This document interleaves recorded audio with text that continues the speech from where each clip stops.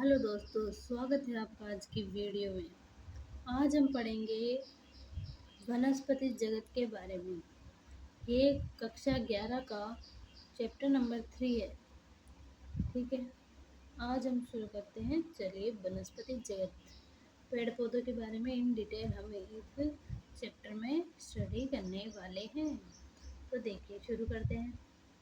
पहला चैप्टर था biological classification. उसमें क्या हमने विटेकर 1969 में आया था। इसके द्वारा सुझाए गए सजीवों के प्रमुख वर्ग के विषय में पढ़ा था। 5 जगत थे उसके अंदर: Monera, protista, fungi, animalia, Plantae. इस अध्याय में हम प्लांटी जगत, ये स्पेशल प्लांटी के बारे में दिया हुआ है। हमें यहाँ पर इस बात पर ध्यान देने की आवश्यकता है कि वनस्पति जगत के विषय में समयानुसार परिवर्तन आया है। फंजाई तथा मोनेरा तथा प्रोटिस्टा वर्ग के सदस्य जिनमें कोशिका भित्ति होती है, अब प्लांटी वर्ग से निकाल दिए गए हैं। पहले क्या किया गया था कि फंजाई और मोनेरा, प्रोटिस्टा जिसमें भी सेल वॉल होती है, प्लांटी में रखा गया था उनको। अब उनको प्लांटी वर्ग से निकाल दिए गए। यद्यपि वे पहले दिए गए वर्गीकरण के अनुसार एक ही जगत में होते थे। पहले के टाइम पे जो वर्गीकरण दिया था उसमें तो सेम ही जगत में थे। इसलिए साइनोबैक्टीरिया मोनेरा वर्ग में है। अब साइनोबैक्टीरिया अब मोनेरा जगत में है, जिन्हें नीलहरी शैवाल कहते थे। अब शैवाल नहीं है, नीलहरी शैवाल को सिर्फ कहते हैं, ये शैवाल नहीं है, इन्हें मोनेरा में रखा गया है। इस अध्याय में हम प्लांटी के अंतर्गत शैवाल, ब्रायोफाइट, ट्रेडोफाइट, जिम्नोस्पर्म तथा एंजियोस्पर्म के बारे में पढ़ेंगे। प्लांटी के अंदर कौन कौन आता है? शैवाल, ब्रायोफाइट, टेरिडोफाइट, एंजियोस्पर्म, जिम्नोस्पर्म, ये सब है ना। आओ इस तंत्र को प्रभावित करने वाले बिंदुओं को समझने के लिए एंजियोस्पर्म के वर्गीकरण को देखें।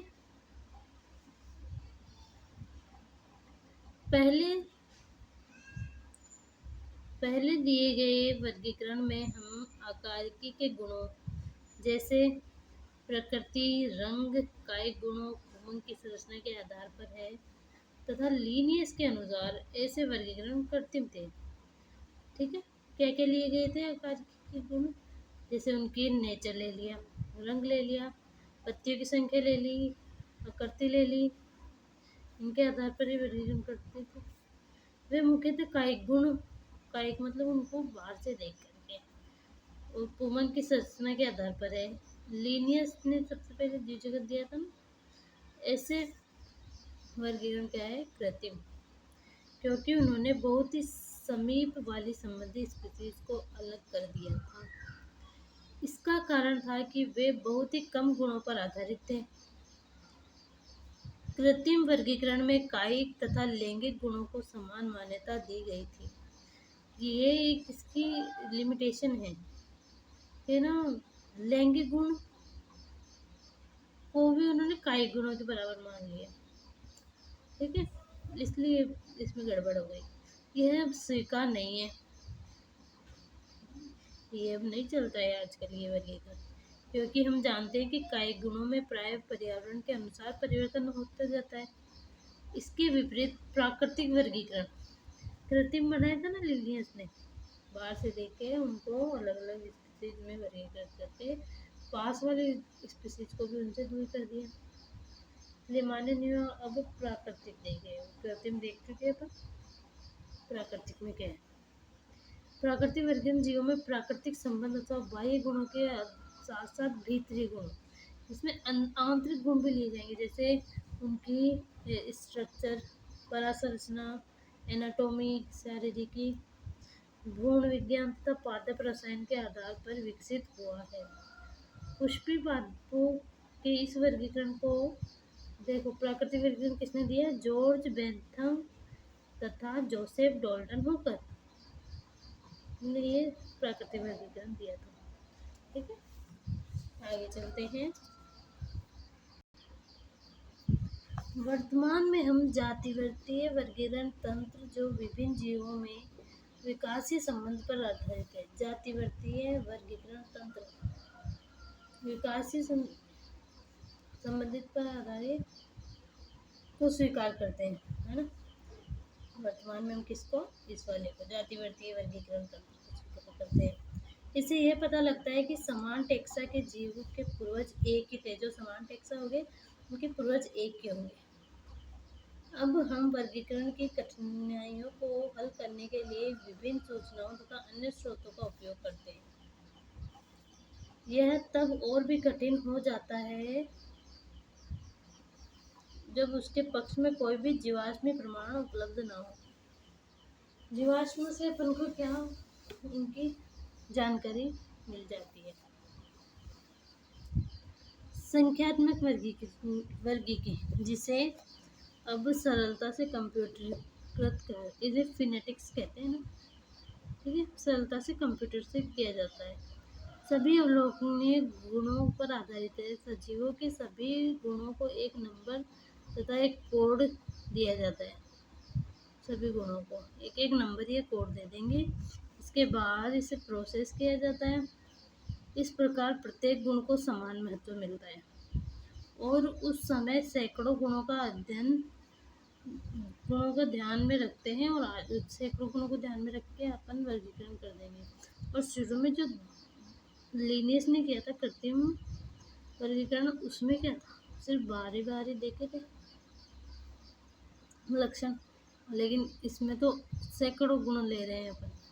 आजकल वर्गीकृत भ्रांतियों को दूर करने के लिए कोशिका विज्ञान ने सूचनाओं जैसे क्रोमोसोम को संख्या, रचना, व्यवहार, रसायन वर्गीकी जो पादप के रासायनिक कारकों के उपयोग करते हैं। देखिए कोशिका वर्गीकी जो क्रोमोसोम उनका आधार होता है, ठीक है। ये हो गया अपना। अब देखते हैं अपन शैवाल के बारे में। पहला पार्ट शुरू होता है शैवाल, ठीक है। देखिए शैवाल क्या होते हैं, ग्रीन कलर के, क्लोरोफिल युक्त होते हैं, सरल होते हैं, थैलोइड होते हैं, स्वपोषी होते हैं, मुख्यतः जलीय, अलवणीय जल तथा समुद्री दोनों में मिलते हैं, दोनों के जीव हैं। वे अन्य आवास जैसे नमयुक्त पत्थरों, मिट्टी तथा लकड़ी में भी पाए जाते हैं। उनमें से कुछ कवक लाइकेन में तथा प्राणियों के संगठन में भी पाए जाते हैं। कुछ कवक के साथ जब शैवाल मिलता है तो उसे लाइकेन कहते हैं, उसमें भी मिलते हैं। प्राणी के संगठन में भी पाए जाते हैं, जैसे स्लॉथ रीच, मतलब लेज़िबियर होता है, उसके ऊपर शैवाल रहती है वो। इस तरीके से इस जगह पे शैवाल मिलते हैं। शैवाल के माप तथा आकार में बहुत विभिन्नता होती है, ठीक है। ऐसा नहीं है कि सारे शैवाल एक ही माप के होते हैं, नहीं। ये कॉलोनी होते हैं, कॉलोनी भी होते हैं। कॉलोनी का एग्जाम्पल है वॉल्वॉक्स। तंतु में भी होते हैं, जिसका एग्जाम्पल है यूलोथ्रिक्स और स्पायरोगाइरा। इसके एग्जाम्पल बहुत इम्पोर्टेंट है और अपन को याद रखने हैं। कॉलोनी का एग्जाम्पल हो गया वॉल्वॉक्स, फिलामेंटस तंतुमय का हो गया यूलोथ्रिक्स और स्पायरोगाइरा। याद रहे यूलोथ्रिक्स तो मोटाइल है, स्पायरोगाइरा नॉन मोटाइल है, हो सकते हैं। इनमें से कुछ शैवाल जैसे केल्प बहुत विशालकाय, सबसे विशालकाय पूछे तो केल्प होता है, ठीक है। अपन इनको अभी याद कर लेते हैं, देखिए कॉलोनीय शैवाल के टाइप अपन ने दो पढ़े, कॉलोनीय और तंतुमय। कॉलोनीय का वॉल्वॉक्स था और तंतुमय का यूलोथ्रिक्स स्पायरोगाइरा। केल्प बहुत विशालकाय हो गया, ठीक है। अब देखिए शैवाल कायिक, आपको दिख रहा है, शैवाल कायिक, अलैंगिक और लैंगिक जनन करते हैं, तीनों करते हैं, ठीक है। कायिक भी दिखाएगा, अलैंगिक भी दिखाएगा, लैंगिक भी दिखाएगा। कायिक जनन कौन सी विधि से होता है, विखंडन विधि द्वारा होता है। ये क्वेश्चंस बनते हैं कि कायिक जनन कौन सी विधि द्वारा होता है, शैवाल में विखंडन विधि द्वारा होता है। इसके प्रत्येक खंड से थैलस बन जाता है। और अलैंगिक जनन विभिन्न प्रकार के बीजाणुओं द्वारा होता है। अलैंगिक जनन किससे होता है, विभिन्न प्रकार के बीजाणुओं द्वारा होता है। कायिक जनन विखंडन द्वारा होता है। सामान्य जो ये अलैंगिक जन्म में बीजाणु द्वारा हुआ है, ये सामान्यतः बीजाणु जूस्पोर होते हैं, जूस्पोर होते हैं। इनमें कशाभिक, कशाभिक मतलब होता है फ्लैजिला होता है, और जिसमें फ्लैजिला होता है वो मोटाइल होते हैं, चलायमान होते हैं। ठीक है, ठीक है। तो इसमें कशाभिक होते हैं और चलायमान होता है, जीवा बीजाणु इसका जूस्पोर होता है। ठीक है। अंकुरण के बाद इनसे पौधे बन जाते हैं। ठीक है। लैंगिक जनन में दो युग्मक सम्मिलित होते हैं। लैंगिक जनन में हमेशा दो गैमेट मिलेंगे। ये युग्मक कशाभिका युक्त होते हैं, मतलब फ्लैजिला युक्त होते हैं, माप में समान होते हैं। लैंगिक जनन में जो दो युग्मक सम्मिलित होंगे वो एक तो फ्लैजिला युक्त यानी कि मोटाइल होंगे और सेम साइज के होंगे, जैसे इसका एग्जांपल है यूलोथ्रिक्स। और फ्लैजिला विहीन भी होते हैं, नॉन फ्लैजिलेट भी होते हैं, लेकिन माप में समान होते हैं। उनका एग्जांपल है स्पाइरोगाइरा, मतलब ये नॉन फ्लैजिलेटेड हो गए, फ्लैजिलेटेड हो गए यूलोथ्रिक्स, मतलब ये नॉन मोटाइल हो गए ना स्पाइरोगाइरा, फ्लैजिला नहीं है तो नॉन मोटाइल। ऐसे जन को समयुग्मकी मतलब सेम सेम जिसमें होता है, मतलब माप सेम है दोनों का, एक में फ्लैजिला है और एक में नहीं है। फ्लैजिला है उसका एग्जांपल है यूलोथ्रिक, फ्लैजिला नहीं है उसका एग्जांपल है स्पाइरोगाइरा। जब विभिन्न माप वाले दो युग्मक सम्मिलित होते हैं तब उसे असयुग्मकी कहते हैं, मतलब जिसमें माप सेम नहीं होगा वो असयुग्मकी हो गई, जिसे वो सेम आकार के होंगे वो समयुग्मकी हो गए। अब जो ये है असयुग्मकी, इसका एग्जांपल हो गया यूडोराइना। क्वेश्चन बनते हैं असयुग्मकी का एग्जांपल यूडोराइना की कुछ स्पीसीज। विषम युग्मकी लैंगिक जनन में एक बड़े जो उगेमी होती है, विषम युग्मकी लैंगिक जनन में एक बड़े अचल मतलब नॉन मोटाइल, एक जगह ही रहेगी, अचल मादा युग्मक से एक छोटा मोटाइल चलायमान नर युग्मक संकलित होता है, जैसे इसका एग्जांपल हो गया वॉलवॉक्स और फ्यूकस। ठीक है, उगेमी का एग्जांपल है विषम युग्मकी का वॉलवॉक्स और फ्यूकस, जिसमें मादा तो एक जगह ही रहेगी, नर चल के रहता है। ठीक है, वॉलवॉक्स और फ्यूकस।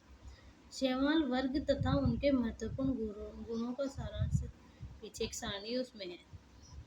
मनुष्य के लिए शैवाल बहुत उपयोगी है। पृथ्वी पर प्रकाश संश्लेषण के दौरान कुल स्थिरीकृत कार्बन डाइऑक्साइड का लगभग आधा भाग कौन स्थिर करता है? शैवाल स्थिर करते हैं। ठीक है, अब देखिए आप कुछ डायग्राम दिख रहे होंगे एनसीईआरटी के। हाँ, देखिए जो एक गोल गोल कॉलोनियल दिखेगा ना आपको, ये होगा वॉलवॉक्स।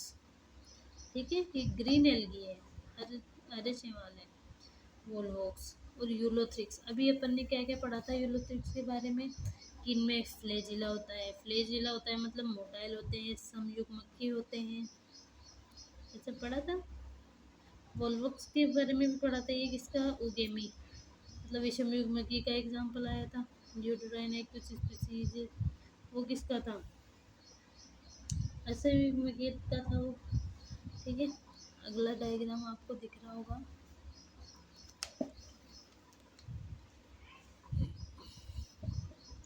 ये भूरे शैवाल है, ब्राउन एल्गी, ये लेमिनेरिया और ये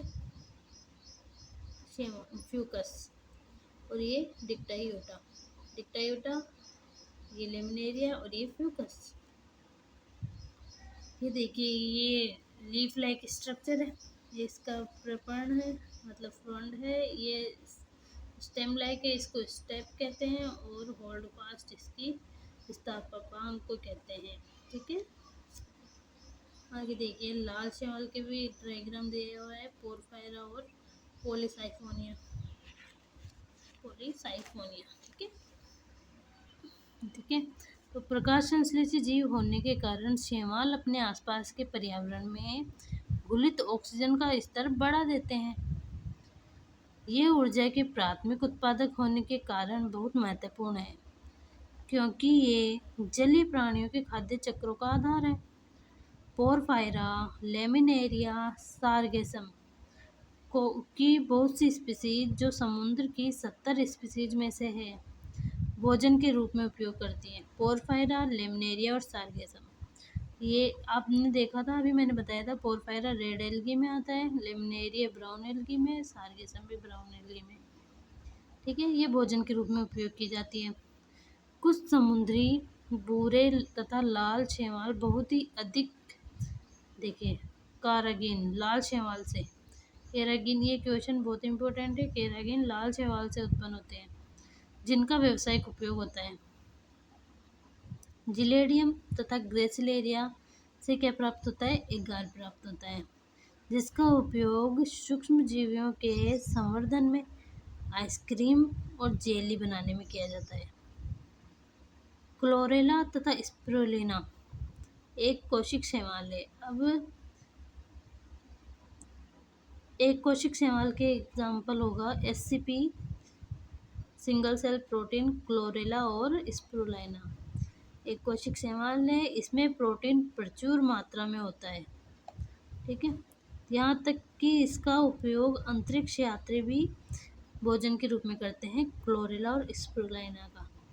शैवाल 3 प्रमुख भागों में विभक्त किया जाता है, क्लोरोफाइसी, फियोफाइसी और रोडोफाइसी।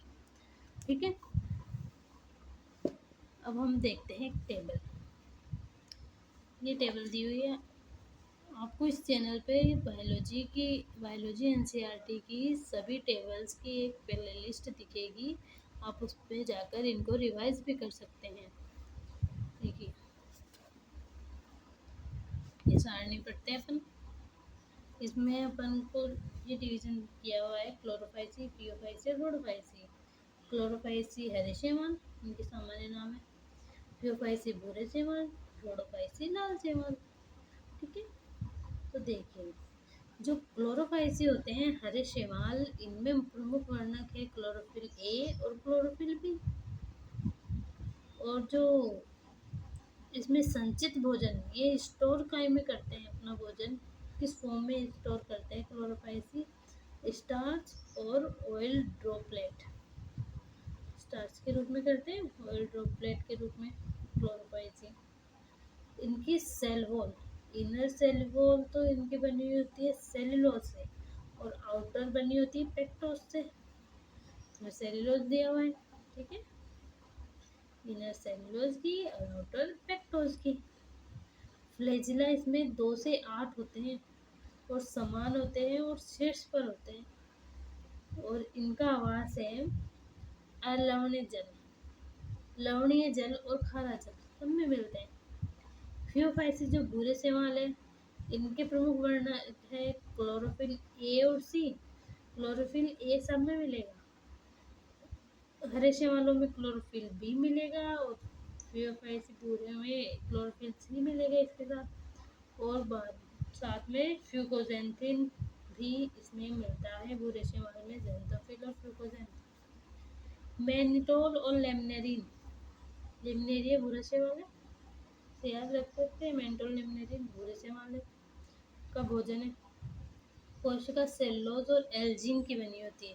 कोशिका भित्ति, भूरे शैवालों की कोशिका भित्ति सेल्यूलोज और एल्जिन की बनती है।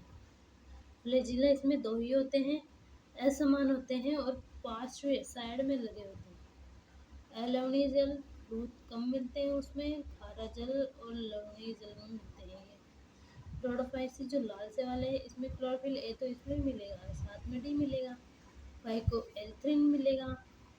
संचित भोजन इसमें फ्लोरिडियन स्टार्च के रूप में होता है। कोशिका भित्ति सेलुलोज की, पेक्टिन की, पॉलीसल्फेट की बनी होती है, स्टार्च की। ठीक है, और फ्लैजिला की संख्या होती है अनुपस्थित रोडोफाइसी में। और लवण जल, कुछ खारा जल और लवण जल में अधिकांश मिलते हैं। ठीक है, अब हम पढ़ते हैं क्लोरोफाइसी के बारे में इन डिटेल। ठीक है, क्लोरोफाइसी क्लोरोफाइसी के सदस्य को प्राय हरा शैवाल कहते हैं। ये एक कोशिक कॉलोनी तंतु में हो सकते हैं। क्लोरोफिल ए तथा बी के प्रभावी होने के कारण इनका रंग हरी घास की तरह होता है। वर्णक सुस्पष्ट क्लोरोप्लास्ट में होते हैं। क्लोरोप्लास्ट डिस्क प्लेट की तरह जालिकाकार, कप के आकार, सर्पिल, रिबन के आकार के हो सकते हैं। ये एक PYQ है कि क्लोरोप्लास्ट कौन से आकार के होते हैं इसमें। इसके अधिकांश सदस्यों के क्लोरोप्लास्ट में एक अथवा एक से अधिक पायरिनोइड होते हैं। पायरिनोइड स्टार्च होते हैं। कुछ शैवाल तेल बूंदक के रूप में भोजन संचित करते हैं। हरे शैवाल में प्राय एक कठोर कोशिका भित्ति होती है, जिसके भीतरी सतह तो सेलुलोज की बनी होती है और बाहरी पेक्टोज की बनी होती है।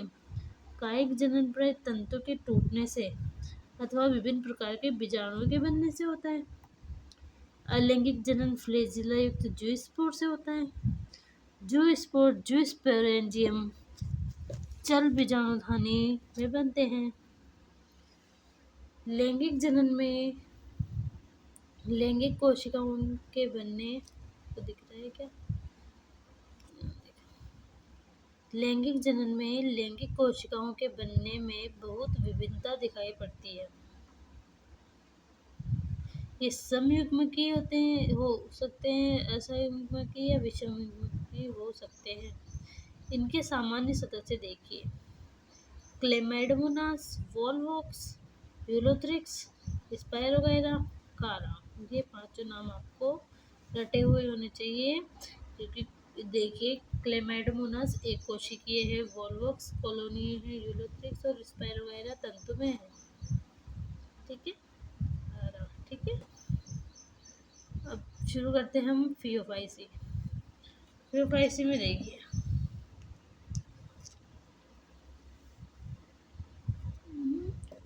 अब ठीक है सेटअप।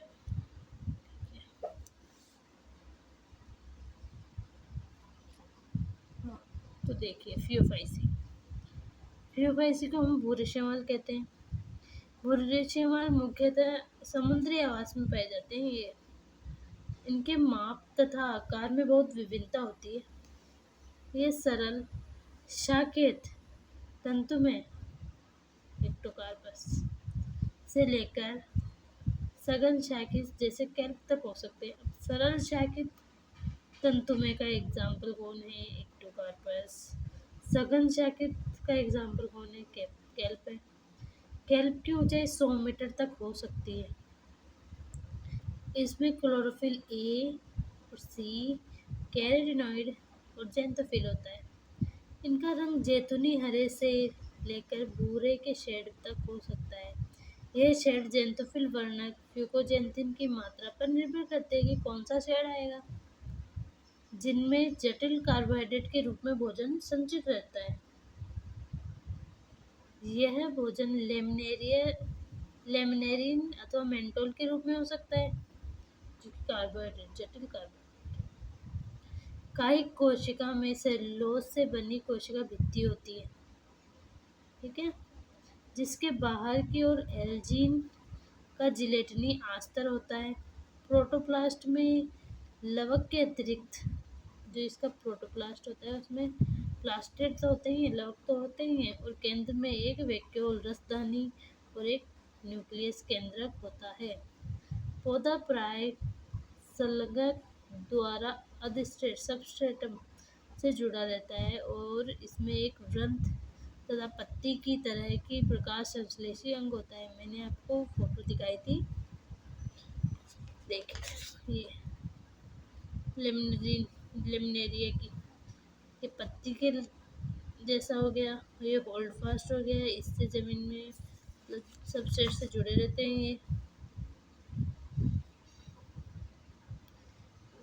इसमें एक वृंत पत्ती की तरह प्रकाश संश्लेषी अंग होता है, जिसमें कायिक जनन कौन सी विधि द्वारा? विखंडन विधि द्वारा होता है। अलैंगिक जनन नाशपाती के आकार वाले 2 फ्लैजिला युक्त जूस्पोर द्वारा होता है।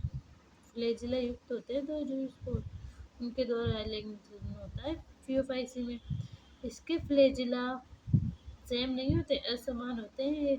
तो पार्श्वीय होते हैं, उसमें क्लोरोफाइसिन में फ्लैजिला कैसे थे, समान थे, 2 से 8 संख्या में थे और शीर्ष पर थे।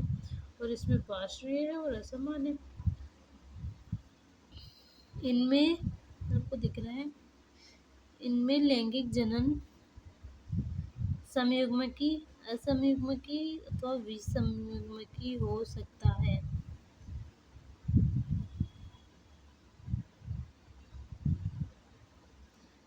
युग्मकों का संगम जल में तथा अंडधानी एंड विषमयुग्मकी स्पीशीज में हो सकता है। युग्मक पायरिफॉर्म नाशपाती के आकार की होती हैं और इसके पार्श्व में 2 फ्लैजिला होते हैं।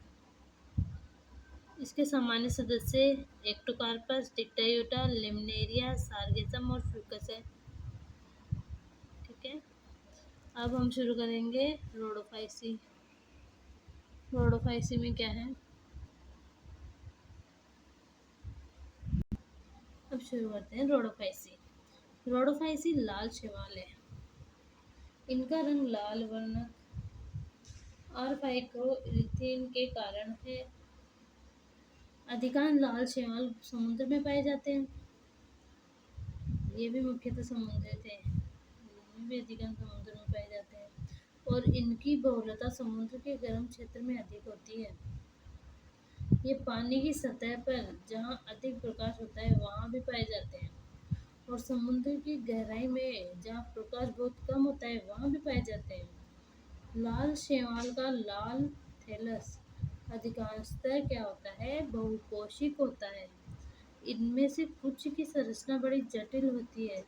ये भोजन फ्लोरिडियन स्टार्च के रूप में संचित करते हैं। इस स्टार्च की रचना एमाइलो प्रोटीन ग्लाइकोजन की तरह होती है। फ्लोरिडियन स्टार्च के रूप में संचित करते हैं भोजन। इनमें काइट जनन विखंडन, अलैंगिक जनन अचल स्पोर बीजाणुओं द्वारा जो अचल होते हैं, लैंगिक जनन अचल युग्मकों द्वारा, लैंगिक जनन विषम युग्मकी होता है